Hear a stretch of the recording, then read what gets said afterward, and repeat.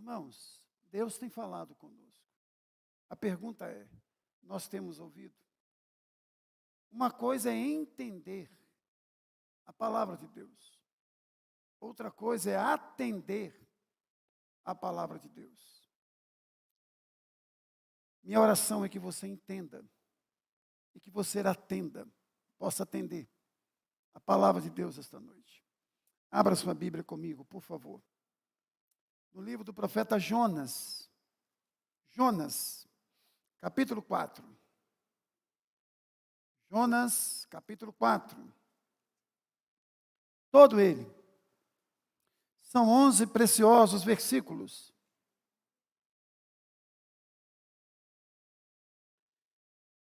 Jonas, capítulo 4. Todo o capítulo. Eu queria que você ficasse atento à leitura do texto. E depois à exposição do texto. Não feche sua Bíblia. Com isso, desgostou-se Jonas extremamente e ficou irado. E orou ao Senhor e disse: Ah, Senhor, não foi isso que eu disse, estando ainda na minha terra? Por isso me adiantei fugindo para Tarsis, pois sabia que és Deus clemente e misericordioso e tardio em irar-se e grande em benignidade, e que te arrependes do mal. Peço-te, pois, ó Senhor, tira a minha vida, porque melhor me é morrer do que viver. E disse o Senhor: é razoável a tua ira? Então Jonas saiu da cidade e assentou-se ao oriente da mesma, e ali fez uma enramada, e repousou debaixo dela, à sombra, até ver o que aconteceria na cidade. Então fez o Senhor Deus nascer uma planta, que subiu por cima de Jonas, para que fizesse sombra sobre a sua cabeça, a fim de o livrar do seu desconforto. Jonas, pois, se alegrou em extremo por causa da planta. Mas Deus, no dia seguinte, ao subir da alva, enviou um verme, o qual feriu a planta, e esta se secou. Em nascendo o sol, Deus mandou um vento calmoso oriental, e o sol bateu na cabeça de Jonas, de maneira que desfalecia, pelo que pediu para si a morte, dizendo: melhor me é morrer do que viver. Então perguntou Deus a Jonas: é razoável a tua ira por causa da planta? Ele respondeu: é razoável a minha ira até a morte. Tornou o Senhor: tens compaixão da planta, que não te custou trabalho, a qual não fizestes crescer, que numa noite nasceu e numa noite pereceu. E não hei de eu ter compaixão da grande cidade Nínive, em que há mais de 120.000 pessoas ou crianças que não sabem discernir entre a mão direita e a mão esquerda, e também muitos animais. Acaba o livro por aqui. Vamos orar. Depois você vai continuar este livro. Ó Pai, nós te pedimos, em nome de Jesus, que o Senhor fale conosco. Que tu abras, ó Deus, a nossa mente. Que tu traga luz para a nossa mente.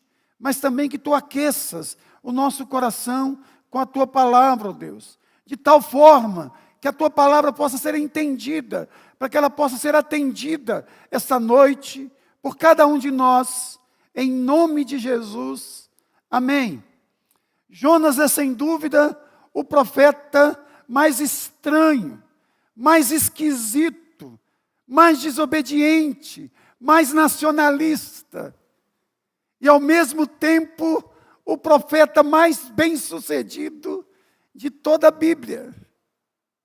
Este homem prega um sermão ridículo, um sermão patético, e diz a palavra de Deus que uma cidade inteira se converte diante da pregação de Jonas. No entanto, o que deveria gerar felicidade em qualquer profeta, em qualquer pregador, em qualquer ser humano, gerou raiva, amargura, ressentimento no coração do profeta. A sensação que dá é que Jonas não aprendeu absolutamente nada com tudo aquilo que Deus fizera na vida dele. Jonas, ele foi encurralado o tempo inteiro pela graça de Deus, mas ele não consegue manifestar graça na vida de ninguém. Deus havia ensinado a Jonas que não dá para fugir da presença dele, e mandou graça sobre a vida dele. Deus ensinou que a graça dele poderia ser buscada em qualquer lugar, em qualquer circunstância. Como dentro de um ventre de um peixe, Jonas buscou, Jonas alcançou, mas Jonas não aprendeu absolutamente nada. Deus ensinou a Jonas que sempre há uma possibilidade para um recomeço, mas na hora de Jonas aplicar isso na vida dos ninivitas, Jonas não consegue. É aquele sujeito que não consegue alegrar com os que se alegram, e nem tampouco chorar com os que choram. É interessante que você tem 4 posturas de Jonas diante de Deus, posturas ambíguas. Por exemplo, você tem Jonas no capítulo 1, de costas para Deus. Mas no capítulo 2, você tem Jonas de joelhos diante de Deus. Mas no capítulo 3, você o encontra de pé diante de Deus. E no capítulo 4, você o encontra assentado, birrento, diante de Deus. E você tem 4 posturas de Deus diante de Jonas, todas elas cheias de graça. Primeiro, chamando Jonas, enviando Jonas, comissionando Jonas para ser uma bênção, no capítulo 1. Mas Jonas não vai. Aí você tem Deus no capítulo 2, com os ouvidos abertos, escancarados, para ouvir a oração de Jonas.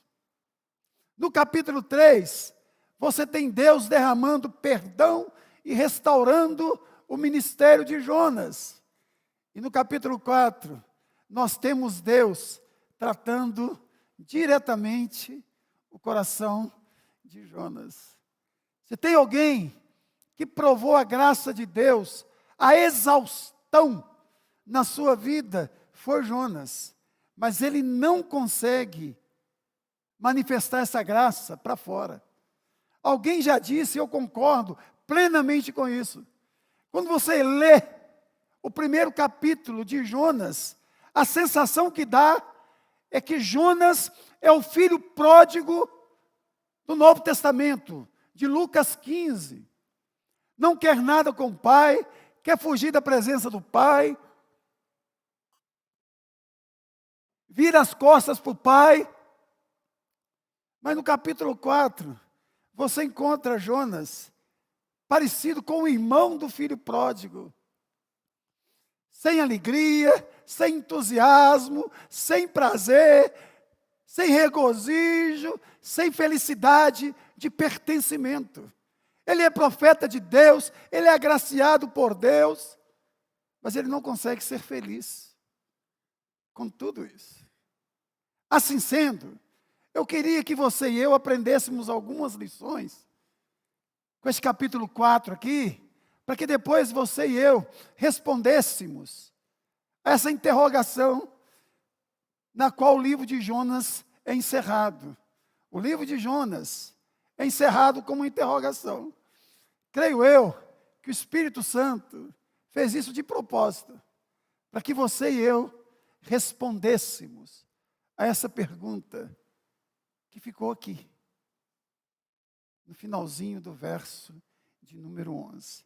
Primeira coisa chocante, que a gente vê de cara, aqui no capítulo 4, verso 1, é que Jonas se entristece com aquilo que agrada o coração de Deus. Coisa esquisita, gente. Diz a palavra de Deus que Jonas se desgostou extremamente e ficou irado. Parece que tem dois Jonas. O Jonas do capítulo 2, que pede a misericórdia de Deus para si, e um Jonas no capítulo 4, que não quer a misericórdia de Deus, nem para si e nem para os outros. Porque no capítulo 2 ele pede misericórdia para si. Agora, ele se ira, porque Deus se manifesta misericordioso com outros. E qual é o motivo dessa ira de Jonas? Está no capítulo 3, verso 10. Porque os ninivitas se arrependeram e se converteram ao Senhor. Então aquilo que alega profundamente o coração de Jonas, gera tristeza no coração do profeta de Deus. Isso é esquisito, gente. Se tem uma coisa que deveria gerar alegria no coração do profeta de Deus, é aquilo que gera alegria no coração de Deus e não o contrário. A sensação que dá é que Jonas também se enquadra naquele grupo em que Jesus descreveu como aqueles que, de certa forma, analisavam o ministério dele e de João Batista. Quando Jesus diz assim, olha, nós vos tocamos flautas e não dançastes, entoamos lamentações e não pranteastes. Veio João, ermitão, tradicional, gosta de terno e gravata, prega e vocês dizem, é um endemoniado. Aí tem eu, gosto de uma camisa mais floral, não sou tão ermitão assim. Aí vocês dizem que eu sou glutão e bebedor de vinhos. Ou seja, não há contentamento hora nenhuma na vida de vocês. É assim Jonas. É um sujeito que não consegue se alegrar nunca. Segunda coisa, irmãos. Jonas faz uma oração não clamando a Deus, mas uma oração reclamando de Deus. Você parou para pensar sobre isso? Este homem que foi chamado por Deus para clamar contra Nínive, para que Nínive se arrependesse dos seus pecados, Nínive se arrependeu dos seus pecados, ele agora está reclamando com Deus. Olha o verso 2 comigo, por gentileza. E orou o Senhor e disse, Senhor, não foi isso que eu te disse? Estando ainda na minha terra, por isso me adiantei, fugindo para Tarsis, pois sabia que és Deus clemente, reclamando que Deus é clemente, reclamando que Deus é misericordioso, reclamando que Deus é tardio em irar-se, e reclamando que Deus é grande em misericórdia, benignidade, e que Deus se arrepende do mal. Você parou para pensar nisso, gente? Ele tinha tudo para estar adorando a Deus, glorificando a Deus, mas ele reclama, ele não está satisfeito com Deus.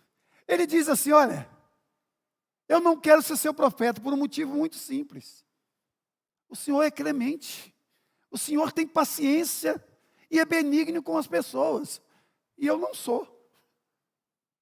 Eu não quero ser teu profeta porque o Senhor é misericordioso.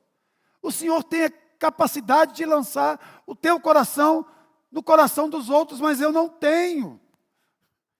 Eu não quero ser teu profeta, porque o Senhor é tardio em irar-se. O Senhor tem um tal de trocar primeiro a trombeta para depois enviar taças de ira. O Senhor não é traiçoeiro e eu sou. Eu não quero ser teu profeta, porque tu és bom ao extremo. Tu és grande, ele usa a expressão, em benignidade. O Senhor está disposto sempre a dar novos recomeços. E pior do que isso, a sensação que eu tenho é que o Senhor gosta de voltar atrás. Tu te arrependes do mal. Parece que tem alguma coisa escrita a lápis na tua agenda, que tu apagas. É interessante que todos esses atributos de Deus, elencado por Jonas, são atributos que nós deveríamos ter, porque são atributos comunicáveis. Por exemplo, Jonas não diz aqui, tu és onipotente, tu és onisciente, tu és pré-existente. Ele só usa atributos da graça para falar, para dar um parecer a respeito do caráter de Deus, que Deus exigia do seu profeta, e seu profeta não tinha. E é interessante que Jonas cita a Bíblia contra o próprio Deus, porque no texto onde ele reclama de Deus, ele cita uma das orações mais conhecidas pelos judeus, que é Êxodo 34:6. Você já pensou? Jonas, profeta de Deus, usa a palavra de Deus para passar um sabão em Deus. Que profeta esquisito esse. E outra coisa, Jonas pede a Deus aquilo que até então ele não queria para si. Diz o verso 3, que Jonas pede para si a morte. Olha o verso 3 comigo, por favor. Peço-te, pois, ó Senhor, tira minha vida, porque melhor é morrer do que viver.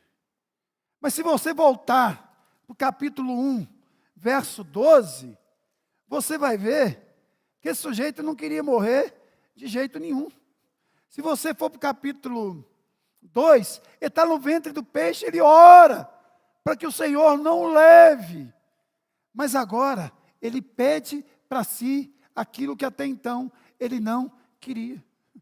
Esse sujeito é estranho. Ele é estranho à beça. Quero viver. Quando ele tinha tudo para viver, ele diz, eu quero morrer. Que ser ambíguo é esse? Eu não sei, mas tem hora que parece muito com a gente, não? Tem hora que a gente tem tudo assim, a gente não quer nada. Jonas é assim. A hora de glorificar a Deus, ele fica lá. Triste, cabisbaixo. E outra coisa, Jonas tinha uma ideologia política muito mais importante do que uma fé. Isso é assustador. Jonas era nacionalista. Jonas foi usado por Deus para retomar uma geografia lá em Israel que tinha sido tomada pela Síria. Mas por causa da sua ideologia política, ele deixa de exercer o seu ministério profético. Ou seja, o amor que ele tinha por Israel era maior do que o amor que ele tinha por Deus. O amor que ele tinha pelo seu partido político era maior do que o amor que ele tinha por Deus. O compromisso que ele tinha com o partido político na qual ele pertencera era mais forte do que o compromisso que ele tinha com Deus. Porque a salvação de Nínive era uma derrota política para Jonas. Parece muito com os nossos dias, não? Na igreja de Corinto tinha, eu sou de Paulo, eu sou de Apolo, eu sou de Cefas. Na igreja de hoje tem, eu sou de Bolsonaro, eu sou de Lula, eu sou de Ciro, eu não sou de ninguém, eu sou independente. Quando nós deveríamos afirmar e reafirmar todo dia que nós somos de Jesus. O compromisso nosso até o talo é com o Senhor Jesus. Que a coisa mais importante que eu tenho é aquele que me tem, é o Senhor. Ele pede para morrer, pois seu ódio por Nínive era grande demais para ver a cidade salva por Deus. Ele quer morrer porque não quer ver o povo abençoado por Deus.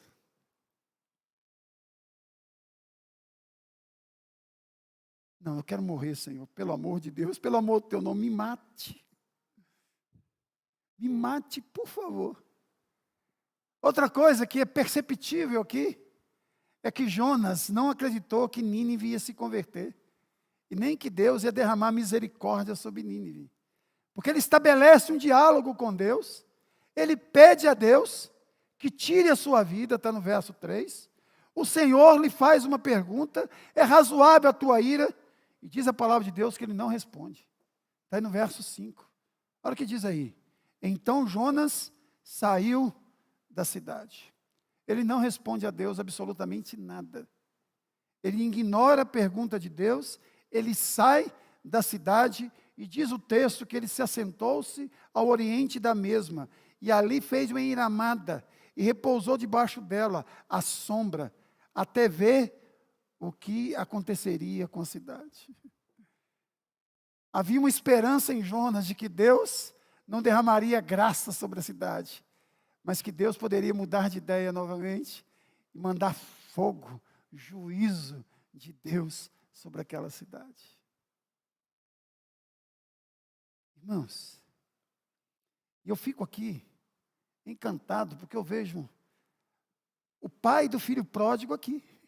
É a paciência de Deus com Jonas, fazendo perguntas para que Jonas pudesse parar, pensar e refletir.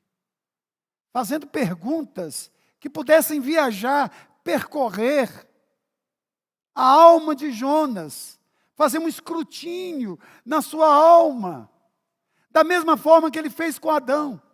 Onde estás? Da mesma forma que ele fez com Jó. E agora ele faz aqui com Jonas.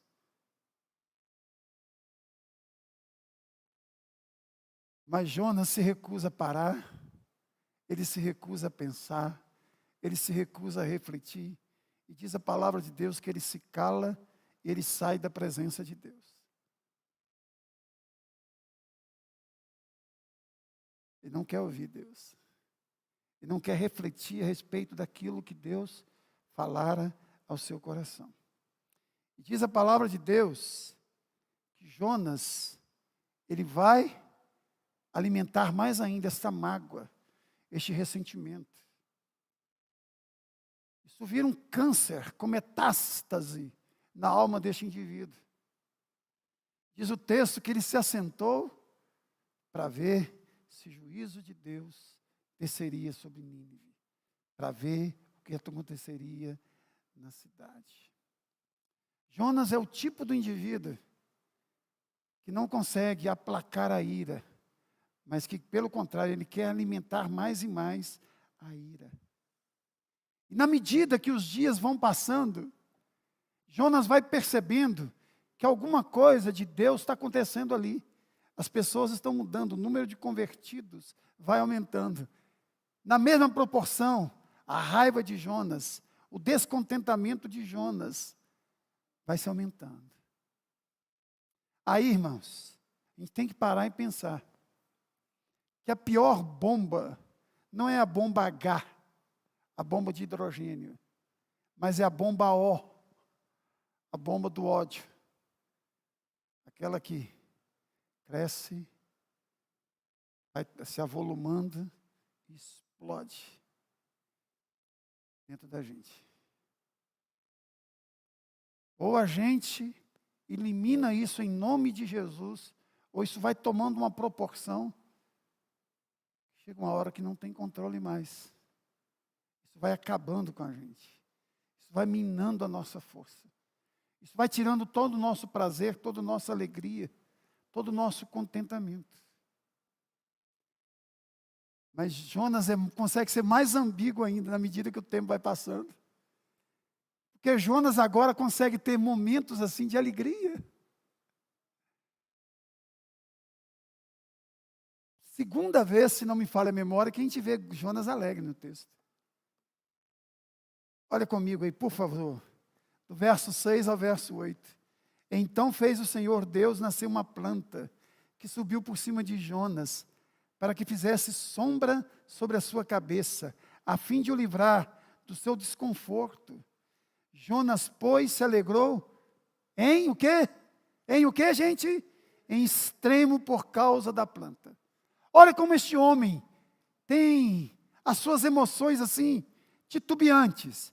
No capítulo 4, verso 1, diz que Jonas se desgostou extremamente. E o texto diz agora que Jonas se alegrou ao extremo. Perceberam? Ele consegue ficar irado ao extremo. E ele consegue se alegrar ao extremo. Mas diz que Deus no outro dia envia um verme e o verme devora a planta. A alegria de Jonas aqui é alegria egoísta. Parece que não é nem a segunda, é a primeira vez que a alegria brota no coração deste homem. Ele foi abençoado com Deus com uma planta, com uma cabana. E é interessante que, pelo texto hebraico, a proporção de ira e de alegria foram as mesmas. Alegrou-se ao extremo, entristeceu-se ao extremo. Isso revela que Jonas era egótico. Jonas vivia mais ou menos uma espécie de síndrome de Leandro e Leonardo. Pense em mim, chore por mim. Não ligue para ele. Pense em mim, chore por mim. Liga para mim. Eu sou o centro do universo. Se a planta está me abençoando, aleluia. Se ela está abençoando os nínives, ela tem que ser destruída. E com essa alegria esquisita, ele quebra 2 mandamentos ao mesmo tempo. Ele ama mais a ele do que a Deus, e ele ama mais a ele do que o próximo. Outra coisa, Deus continua trabalhando na vida deste homem. Olha como ele é parecido com o irmão do filho pródigo aqui. E da mesma forma que o pai trabalhou com o filho pródigo, trabalhou também com o irmão do filho pródigo, Deus continua pedagogicamente trabalhando na vida deste homem. Quando Deus manda o verme, que fere a planta, e essa seca. Aí diz o texto, e nascendo o sol, Deus mandou um vento calmoso. No original hebraico, diz que é um siroco, aquele vento quente, do deserto, que a pessoa quase morre de tanto calor, e ao mesmo tempo é sufocado pela areia. É muito sol, o vento é quente e muita poeira. Mas no meio desse sol quente, deste vento quente, nessa poeira toda, está a graça de Deus trabalhando na vida de Jonas, e Jonas nem percebe. Aí Jonas, de novo, no verso 8, ele pede para si a morte. Eu quero morrer. Olha que sujeito birrento. Eu quero morrer, porque morrer é melhor do que viver.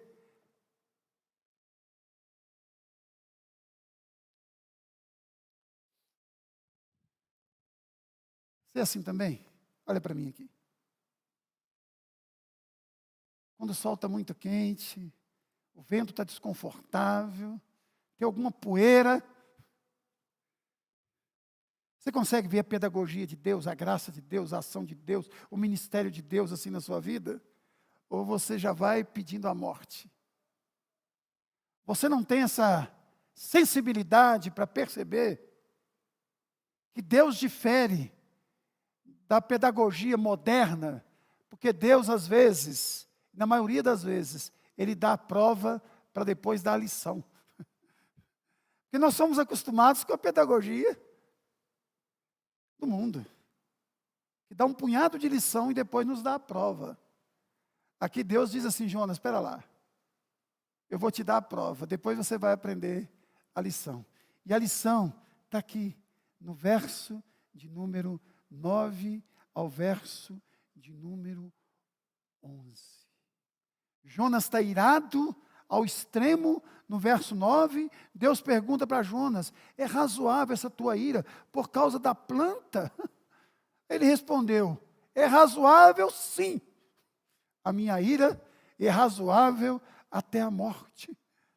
Aí Deus o trata como pastor do Salmo 23. Aí Jonas diz assim: tornou o Senhor, tens compaixão da planta, Jonas, que não te custou trabalho nenhum, a qual não fizestes crescer, que nasceu numa noite e numa noite pereceu? Ele está tratando Jonas, ele está cuidando de Jonas. Ele está encantadoramente pastoreando o coração de Jonas, mostrando para Jonas uma lição preciosa, que pessoas são mais importantes do que coisas. Hoje eu vejo gente brigando o tempo inteiro, defendendo ovos de tartaruga. Este mesmo povo defende o aborto. Eu vejo gente chocantemente apaixonado pela floresta. Hoje há quase um culto à Mãe Terra. É um paganismo radical que nós vivemos hoje, com esses xiitas aí, mas que não tem compaixão de gente. Gente que chama cachorro de meu filho e chama o filho de troça. Uma hora, se nós não tomarmos cuidado, a gente vai dar mamadeira para o cachorro e ração para o filho. A gente vai colocar o filho na cama, o cachorro na cama e o filho no canil. Certa feita alguém me falou assim: se o meu cachorro não for para o céu, eu também não quero. Falei, que cachorrada é essa, meu irmão? Faz isso não. Pelo amor de Deus. A Bíblia não diz que os cachorros irão ressuscitar. Mas se tiver cachorro lá, Isaías diz 11, que tem animal, aleluia. Mas se não tiver, não tem problema, meu irmão. Vai curtir o seu cachorro. Mas também aproveita o seu marido um pouco. Né? Aí Jonas está aprendendo aqui que gente é mais importante com coisas. Vocês riram aqui? Mas eu imagino que deve ter muita mulher que fica pensando assim, meu Deus, se meu marido cuidasse de mim igual cuida do carro, eu seria a esposa mais feliz do mundo. Meu Deus, se minha esposa cuidasse de mim igual cuida das unhas, da sobrancelha. Ai, meu Deus. Se ela fizesse carinho em mim, igual ela faz carinho, né, com aquela chapinha. Aleluia, Senhor Deus. Cantares seria um livro assim, apaixonante. Maravilhoso. Ai, meu Deus do céu, como eu queria ser aquele carro, Senhor. 2 horas de paixão intensa. É creme para lá, é creme para cá. Tira a ruga do carro, arranhão do carro. Quanto tempo que eu não tenho sequer um carinho no rosto aqui. Mas o carro, meu Deus. A gente é assim. E cada dia que passa, pior. Aí, irmãos, eu quero partir para a conclusão, tentando trabalhar com você e comigo agora. Quais são os passos que você e eu precisamos de dar para que nós deixemos de ser Jonas, para que nós sejamos parecidos com Jesus? A primeira delas é a convicção de que nós somos chamados para amar pessoas, sejam elas cheirosas ou mal cheirosas, sejam elas esquisitas ou não, sejam elas abraçáveis ou inabraçáveis. Nós somos chamados por Deus para amar pessoas, para levar o evangelho da graça a todas elas, independentemente de cor, de raça, de ideologia política. Segunda lição que você e eu temos que aprender aqui, em nome de Jesus, é que você e eu não fomos chamados por Deus para fazermos parte do ministério da justiça. Nós fomos chamados por Deus para fazermos parte do ministério da comunicação. Jonas queria fazer parte do ministério da justiça. Se Jonas fizesse parte do ministério da justiça, ele condenaria todos os ninivitas. Mas Deus deu a ele o ministério da comunicação. Vai e comunica a minha graça. Então, meu irmão, hoje, em nome de Jesus, se você está achando que você faz parte do ministério da justiça, pare com isso. você nunca foi chamado para fazer parte do ministério da justiça. Você foi chamado para fazer parte do ministério da comunicação. Comunique-se em nome de Jesus. Terceira lição. Você e eu temos que parar de apoiar em coisas frágeis e passageiras, como planta. Coisas que geram uma certa euforia, uma certa alegria, que traz um certo conforto, mas que vai perecer. A planta pereceu de um dia para o outro. Mas uma planta é uma planta. Mas uma alma que se rende ao Senhor, ela não perece nunca. Você e eu temos que nos apoiar nessas coisas, que não são frágeis e nem perecíveis, e nem insignificantes. Tem coisas na vida que são importantes, e tem coisas que são essenciais. Jonas esquece que gente é essencial, e não apenas importante. Você e eu precisamos, em nome de Jesus, afirmar essa verdade. E parar de ficar apoiando essas coisazinhas frágeis da vida. Que são boas, eu não as nego. Ô, gente, eu gosto de conforto. Se eu puder andar num carro bom, eu ando. Se eu puder ter uma cama confortável, eu tenho. Tudo isso é passageiro. A gente tem que apoiar a nossa felicidade em coisas eternas e não coisas temporais. Outra lição preciosa para nós aqui. Você e eu precisamos aprender a nos alegrar com aquilo que alegra Deus. O que alegra Deus tem que nos alegrar.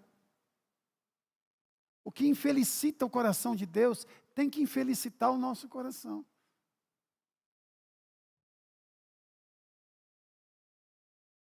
O que alegra Deus? Ai, me alegra.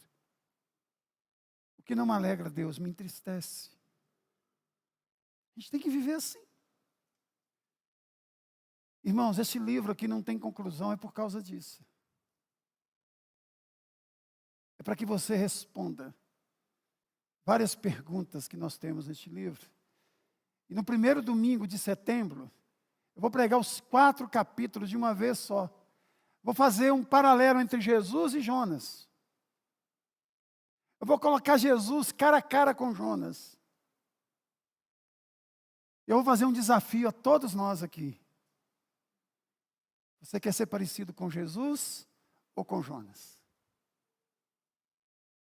Eu creio que você vai dizer, eu quero ser parecido com Jesus. Mas antes eu vou fazer uma pergunta e vou adiantá-la. E hoje, nós somos mais parecidos com quem? Com Jonas ou com Jesus? Eu fiquei extremamente assustado. Porque eu me vejo muito parecido com Jonas. Às vezes eu não consigo alegrar com aquilo que alegra o coração de Deus. Às vezes eu me vejo assim bem egoísta. Às vezes eu sou encurralado o tempo inteiro pela graça de Deus. Mas hora nenhuma eu me coloco à disposição de Deus para ser instrumento dele para encurralar alguém. O que é isso? Nada mais é do que síndrome de Jonas.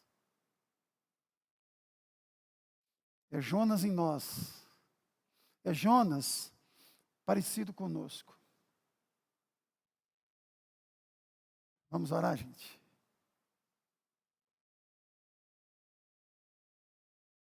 Vamos cantar novamente Marcharemos? Pessoal do louvor, por favor, vem aqui. Queria que você se colocasse de pé. Mais uma vez, pela última vez.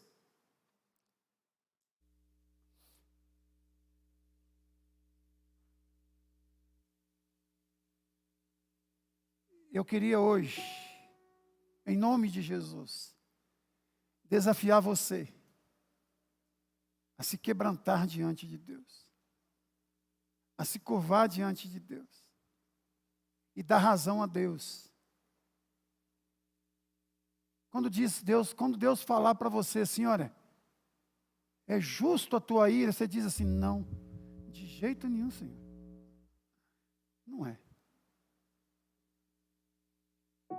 Queria que você saísse daqui pensando sobre isso. Como que você tem respondido à graça de Deus? Se você tem sido gracioso também. Perdoai as nossas dívidas, assim como nós temos perdoado aos nossos devedores. Foi o que Jesus nos ensinou. Diz que nós fomos alcançados pela misericórdia de Deus, para que nós levemos misericórdia para as pessoas.